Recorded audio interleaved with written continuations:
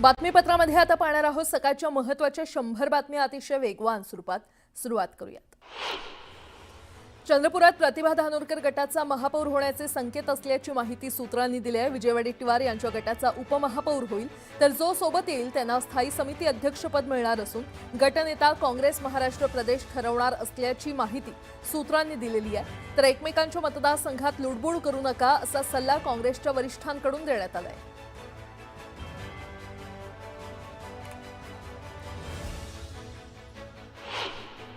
चंद्रपूरमधील महापौर मुद्द्यावरून राजधानी दिल्लीमध्ये काँग्रेस संघटन सरचिटणीस के.सी. वेणुगोपाल यांच्या निवासस्थानी महत्त्वाची बैठक पार पडली। या बैठकीत चंद्रपूरच्या खासदार प्रतिभा धानोरकर यांच्यासह काँग्रेसचे माजी मंत्री विजय वडेट्टीवार सहभागी झाले होते। जवळपास 45 मिनिटे झालेल्या बैठकीत महापौर पदाबाबत तोडगा निघाला अशी माहिती समोर आली आहे। वसई विरार महापालिकेच्या महापौरपदी अजीव पाटील तर उपमहापौरपदी मार्शल लोपेस यांची निवड झाली आहे। विकासाच्या जोरावर निवडून आलोय, आता विकासासाठी कटिबद्ध आहोत अशी प्रतिक्रिया नवनिर्वाचित महापौर अजीव पाटील यांनी दिली आहे। मुंबई महापालिकेत महापौर, उपमहापौर आणि विषय समित्यांवरील अध्यक्षपदी कुणाची वर्णी लागणार याकडे सगळ्यांचं लक्ष लागलंय। दरम्यान बुधवारी मुख्यमंत्री आणि उपमुख्यमंत्र्यांची मुंबई पालिकेसाठी बैठक पार पडणार असल्याची माहिती सूत्रांनी दिली आहे।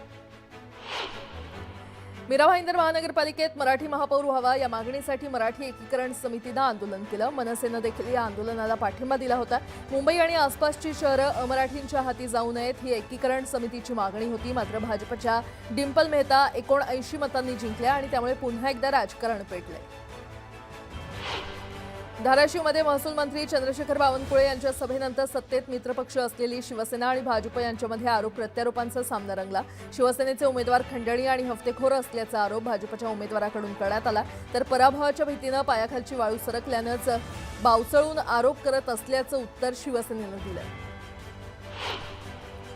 सोलापूरच्या वैरागमध्ये एकनाथ शिंदेंच्या प्रचारसभेचं आयोजन करण्यात आलंय। बार्शी तालुक्यात दोन्ही शिवसेना एकत्रित जिल्हा परिषद आणि पंचायत समितीची निवडणूक लढत आहेत। अमरावती महानगरपालिकेमध्ये महापौर पदाचा फॉर्म्युला ठरलाय। अमरावती महानगरपालिकेवर 1.25 वर्षाचा महापौर पदाचा फॉर्म्युला आहे। महायुतीत भाजपसोबत शिवसेना, राष्ट्रवादी आणि युवा स्वाभिमान पक्ष सत्तेत आहेत। कल्याण डोंबिवली महापालिकेत पार पडलेल्या महासभेत शिवसेना नगरसेवक मलेश शेट्टी यांनी अधिकाऱ्यांना झापलं। महापौर निवडीनंतर भाषणादरम्यान अतिरिक्त आयुक्त योगेश गोडसे आणि मल्लेश शेट्टी यांच्यामध्ये वाद झाला। उल्हासनगर महापालिकेत महापौर आणि उपमहापौर यांची बिनविरोध निवड झाली आहे। महापौरपदी शिवसेनेच्या अश्विनी निकम तर उपमहापौरपदी भाजपचे अमर लुंड यांची बिनविरोध निवड झाली। पिंपरी चिंचवड महापालिकेत भाजपसोबत सत्तेत बसण्याचा निर्णय राष्ट्रवादीने घेतलाय। अजित पवारांच्या अस्थीचं दर्शन घेण्यासाठी नागरिकांनी मोठी गर्दी केली। यावेळी अजित पवारांनी दिलेला विचार पुढे नेत त्यांच्या स्वप्नातलं शहर घडवणार असा विश्वास राष्ट्रवादीच्या नेत्यांनी व्यक्त केला। पुण्यात महापौर पदाचा अर्ज भरताना मंजुषा नागपूर यांनी रिक्षाचा वापर केलाय, यामुळे त्यांच्या साध्या राहणीमानाचं सर्वत्र कौतुक केलं जातंय। मंजुषा नागपुरे सलग 3 वेळा नगरसेवक म्हणून निवडून आल्या। दौंडच्या गोपाळवाडी कांडगावात राष्ट्रवादीकडून प्रचार सुरू करण्यात आलाय। अजित पवारांच्या निधनानंतर पदाधिकाऱ्यांकडून प्रचार करण्यात येतोय। मीरा भाईंदर महानगरपालिकेच्या महापौरपदी डिंपल मेहतांची निवड करण्यात आली आहे, तर ध्रुव किशोर पाटलांची उपमहापौरपदी निवड करण्यात आली आहे। कारवेमध्ये भाजपने जिल्हा परिषद निवडणुकीसाठी जोरदार प्रचार केलाय। भाऊसाहेब ढेबे पाटील यांच्या उपस्थितीमध्ये प्रचार करण्यात आला। अनुश्री थोरात आणि दादासो मरंगळेंसाठी जोरदार शक्ती प्रदर्शन करण्यात आलं। आता एक मोठी बातमी, उपमुख्यमंत्री सुनेत्रा पवार आज पत्रकार परिषद घेणार आहेत। बारामतीतील एनसीपी कार्यालयामध्ये सकाळी 8 वाजता ही पत्रकार परिषद होणार आहे। या पत्रकार परिषदेमध्ये अजित पवारांनी फोनद्वारे साधलेला शेवटचा संवाद सर्वांना ऐकवला जाणार आहे।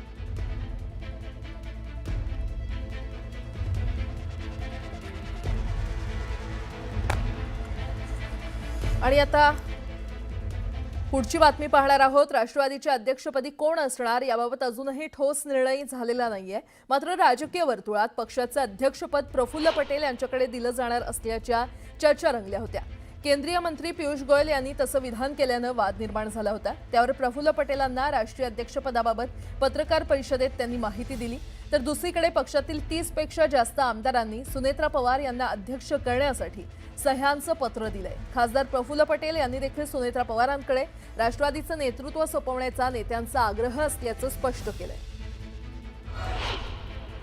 आज मैं इतना ही कहूंगा कि राष्ट्रवादी कांग्रेस पार्टी अजीत दादा से प्रेरणा लेते हुए हम आगे बढ़ेंगे।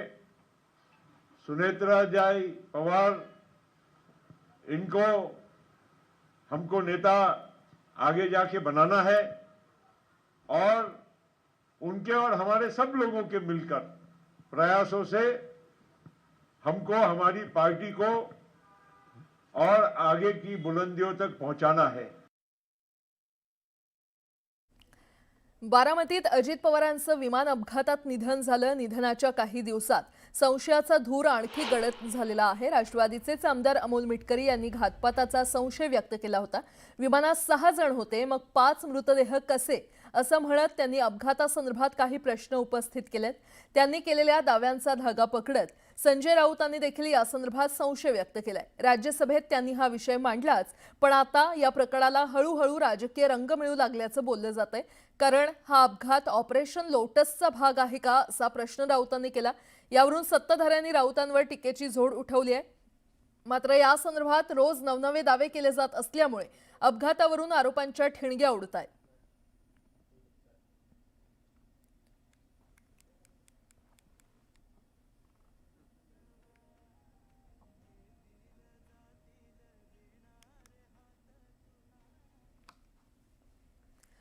तर संशयास्पद विमान अपघात ऑपरेशन लोटसचा भाग आहे का असा सवाल संजय राऊतांनी उपस्थित केला।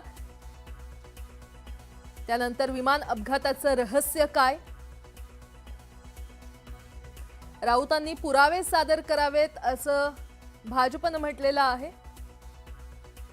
ऑपरेशन लोटस म्हणत राजकीय रंग देऊ नका असं अमोल मिटकरी म्हणतायत। घातपाताच्या संशयावर सहकार्य करावं असं देखील त्यांनी म्हटलंय। राऊतांचे आरोप हे गांभीर्याने घ्यावेत असं विजय वडेट्टीवार म्हणतायत। तर अपघाताप्रकरणी आरोपांची चौकशी झाली पाहिजे असं देखील त्यांनी म्हटलंय। जाणीवपूर्वक शंका निर्माण केल्या जात असल्याचं प्रताप सरनाईक यांनी म्हटलं।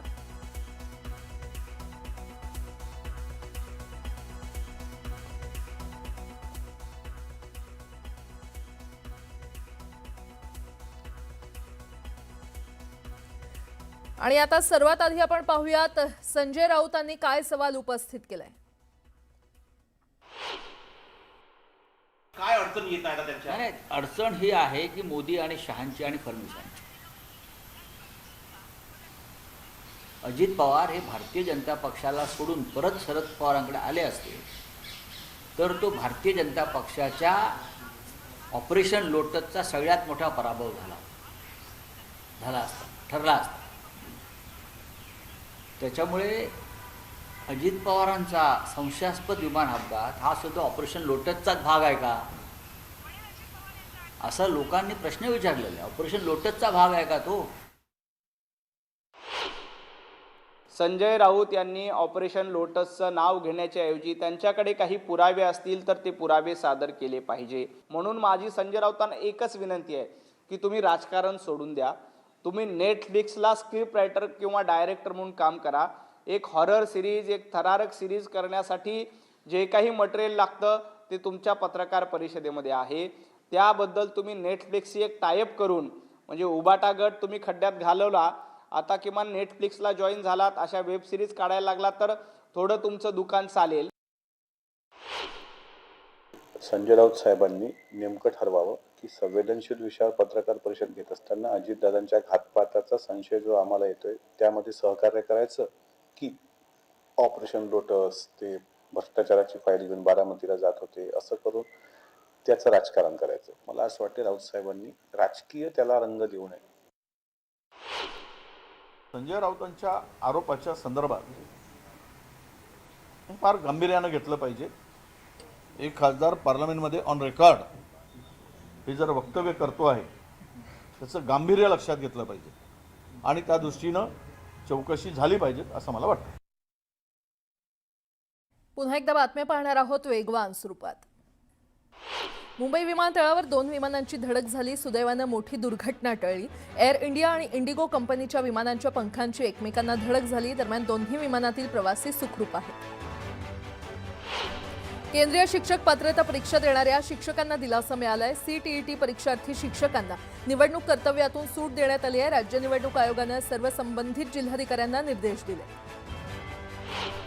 मुंबई अहमदाबाद बुलेट ट्रेन प्रकल्पात एक मोठा टप्पा पार पडलेला आहे. पालघर जिल्ह्यातील दुसऱ्या माउंटेन टनेलचा ब्रेक थ्रू यशस्वी झालाय.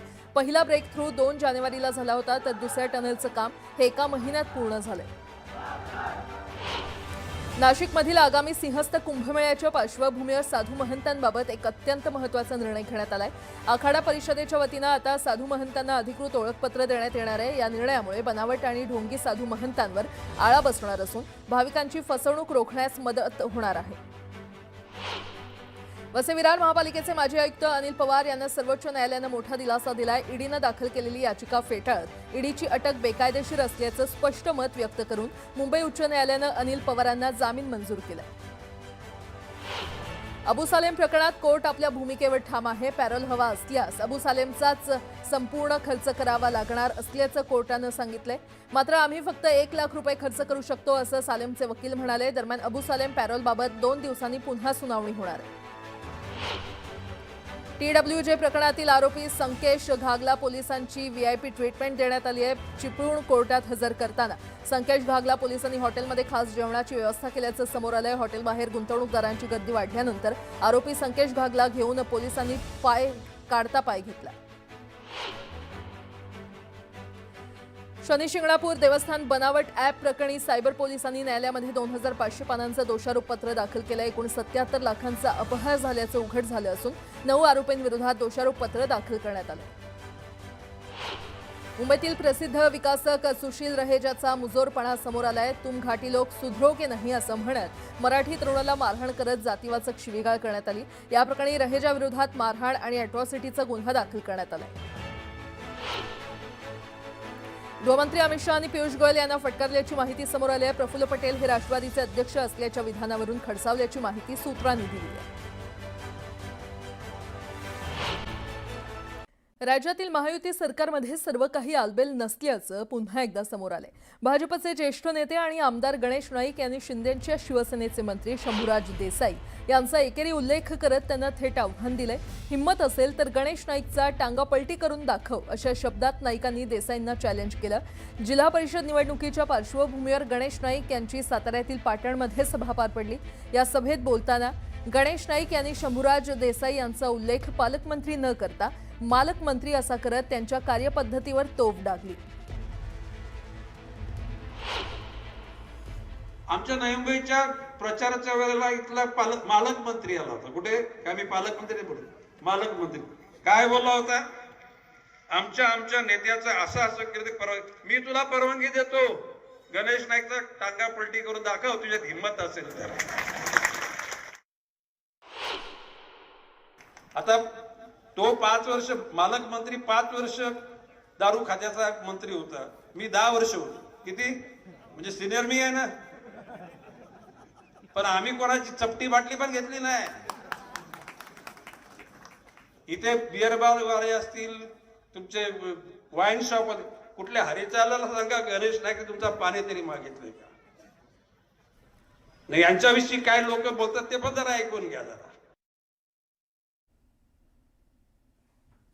राज्यात झेडपी प्रचाराचा धुरळा उडतोय. अशातच माळशिरस तालुक्यातील दहिगाव जिल्हा परिषद गटातील प्रचारात एक वेगळंच चित्र पाहायला मिळतंय. बिग फाईट म्हणून दहिगाव जिल्हा परिषद गटाकडे पाहिलं जातंय. इथे माजी आमदार राम सातपुते यांच्या पत्नी संस्कृती सातपुते यांची लढत, शरद पवार गटाचे विद्यमान आमदार उत्तमराव जानकर यांचे चिरंजीव जीवन जानकर यांच्यासोबत होते. दरम्यान माजी आमदार राम सातपुते आणि संस्कृती सातपुते यांचं 4 महिन्यांचं बाळ या प्रचारात दिसून येतंय. दोन्ही पती पत्नीकडून 4 महिन्याच्या तान्हुल्या बाळाला घेऊन प्रचार सुरू केला जातोय. त्यामुळे त्यांच्या या प्रचारात बाळाची चांगलीच चर्चा रंगली आहे.